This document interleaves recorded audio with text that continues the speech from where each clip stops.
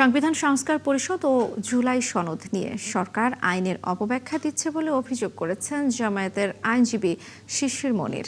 বৃহস্পতিবার supreme court আইনজীবী সমিতির অডিটোরিয়ামে বাংলাদেশ লয়ার্স কাউন্সিলের সংবাদ সম্মেলনে শিশির মনির বলেন, জুলাই সনদ ও গণভোটের রায় বাস্তবায়ন না করে জনগণের ম্যান্ডেটের প্রতি অবমাননা করছে সরকার।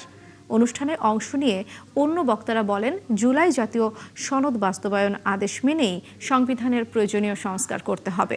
জুলাই জাতীয় সনদ বাস্তবায়ন আদেশেই জনগণের সার্বভৌম ক্ষমতা ও অভিপ্রায় প্রকাশের একমাত্র আইনগত মাধ্যম।